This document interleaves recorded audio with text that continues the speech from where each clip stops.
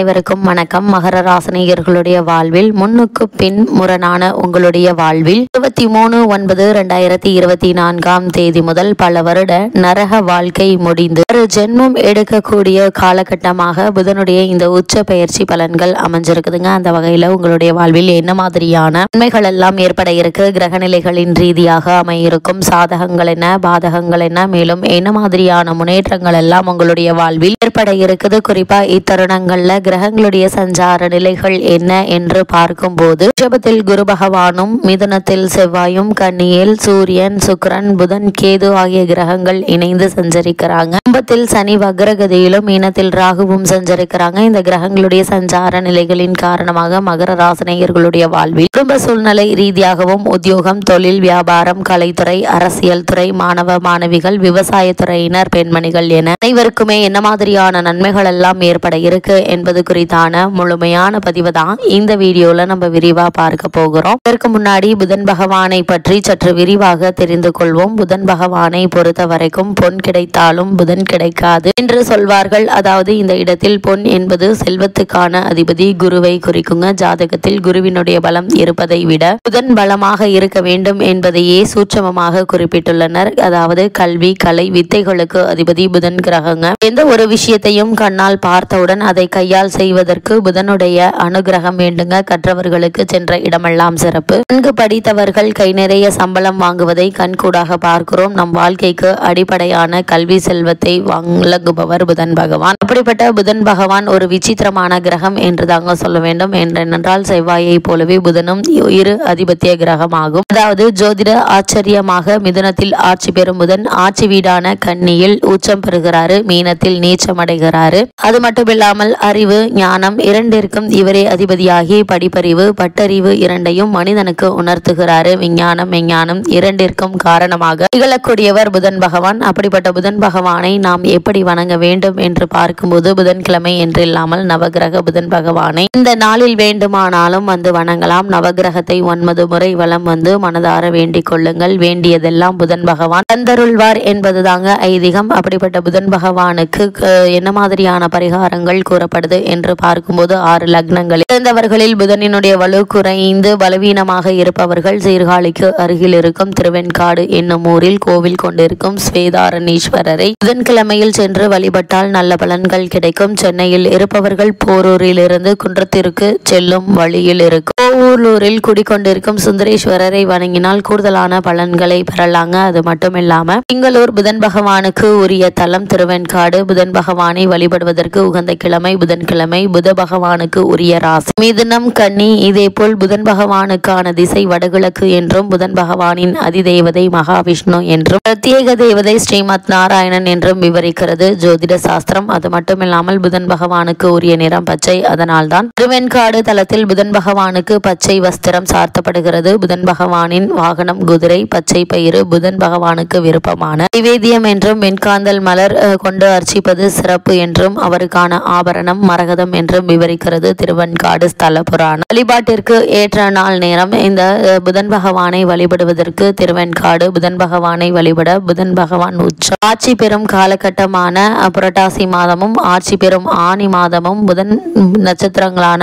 ஆயில்யம், கேட்டை, ரேவதி ஆகியவை வருகின்ற புதன்கிழமையில் புதன் ஓரையில் வழிபாட்டு பரிகாரம் செய்வது மிக மிக சிறப்பு வாய்ந்த ஒரு பரிகாரம் ஆகுங்க. அது மட்டும் இல்லாம புதன்கிழமையில் புதன் ஓரை காலை 6 மணி முதல் 7 மணி வரையிலும், இரவு 8 மணி முதல் காலை 9 மணி வரையிலும் ஆகும். இந்த நேரங்களில் வழிபடுவதால் எண்ணற்ற நன்மைகள் உங்களுடைய வாழ்வில் ஏற்படும் என்பதை கிரகநிலைகள் உங்களுக்கு அறிவுறுத்துதுங்க. அது மட்டும் இல்லாம புதன் பகவானை பொறுத்த வரைக்கும் தனது சொந்த ராசியான கன்னி ராசியில் உச்சம் பெறக்கூடிய இத்தருணங்கள்ல மகர ராசினியர்களுடைய வாழ்வில் என்ன மாதிரியான முன்னேற்றங்கள் எல்லாம் ஏற்பட இருக்கு என்று பார்க்கும்போது சுக்கிரன் உங்களுடைய ராசிக்கு பாக்கியஸ்தானத்திற்கு நகர்கிறாருங்க. இதனால் கணவன் மனைவிக்கிடையே அந்யோன்யம் அதிகரிக்குங்க. இவ்வளவு நாட்களாக இருவருக்குள்ளும் ஏற்பட்டு வந்த தேவையில்லாத சண்டை சச்சரவுகள், அபிப்பிராய பேதங்கள் நீங்கி அன்பும் அந்யோன்யமும் அதிகரிக்கக்கூடிய ஒரு தருணமா இக்காலகட்டம் அமைஞ்சிருக்குதுங்க. திருமண வயதில் இருப்பவர்களுக்கு நல்ல இடத்தில் திருமணம் நிச்சயமாகும். அதே போல் நீண்ட நாட்களாக சந்திக்காமல் இருந்த நண்பர்களை சந்தித்து மகிழ இருக்கீங்க. சிலருக்கு வாழ்க்கை துணை வழி உறவினர்கள் மூலம் பணவரவுக்கும் பொருள் சேர்க்கைக்கும் வாய்ப்புகள் உண்டுங்க. அதே போல்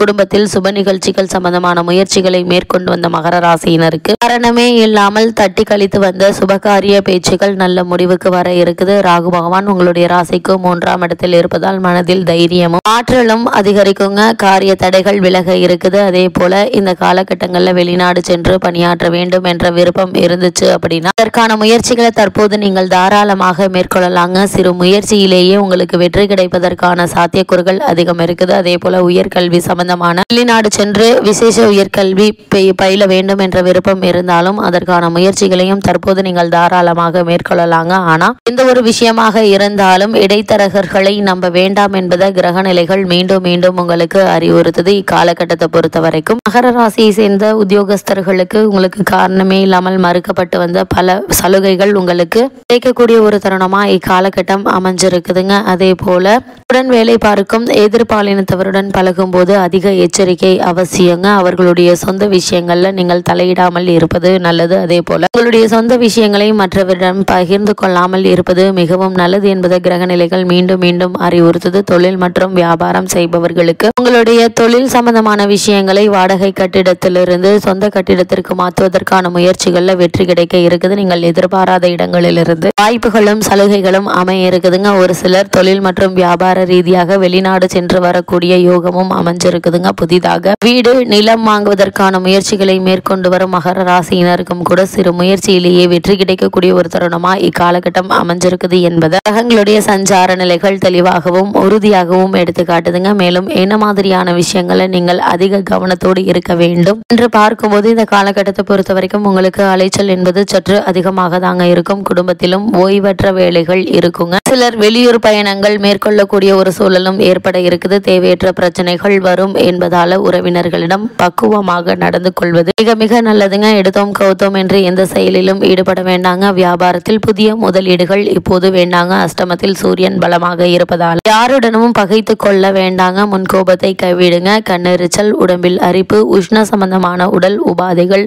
அஜீரண கோளாறு முதலானவை ஏற்படுவதற்கான வாய்ப்புகள் இருக்குது. அதனால் உங்களுக்கு இந்த காலகட்டங்கள்ல உடலில் உஷ்ணத்தை அதிகரிக்கக்கூடிய உணவுப் பொருட்களை உட்கொள்வதையும் தரக்குறைவான உணவுகளை உட்கொள்வதையும் தவிர்ப்பது நல்லது. நேரம் கிடைக்கும் போதெல்லாம் ஓய்வெடுத்துக் கொள்வது உங்களுடைய உடல் ஆரோக்கியத்திற்கு மிகவும் நல்லதுங்க. இந்த காலகட்டத்தை பொறுத்த வரைக்கும் உங்களுடைய ஆரோக்கியத்தில் நீங்கள் அதிக கவனம் செலுத்துவது மிகவும் நல்லது என்பதை கிரக நிலைகள் மீண்டும் மீண்டும் உங்களுக்கு அறிவுறுத்துது. மகர ராசி நேயர்களை பொறுத்த வரைக்கும் இந்த புதனுடைய உச்ச பயிற்சியால் எதிர்பாராத பல நன்மைகளும் உங்களுடைய வாழ்வில் ஏற்பட இருக்கு என்பதை கிரக நிலைகள் மீண்டும் மீண்டும் அறிவுறுத்துதுங்க. மகர ராசி நேயர்களுக்கு கிரக நிலைகளின் ரீதியாக கூறப்படும் பரிகாரம் என்ன என்று பார்க்கும்போது அருகாமையில் உள்ள சிவன் கோவிலுக்கு சென்று விளக்கு போடுங்கள். கோவில் பிரகாரத்தை மனமுருகி வலம் வாருங்க. எண்ணற்ற நன்மைகள் உங்களுடைய வாழ்வில் ஏற்படும் என்பதை கிரகங்களுடைய சஞ்சார நிலைகள் தெளிவாகவும் உறுதியாகவும் எடுத்துக்காட்டுது.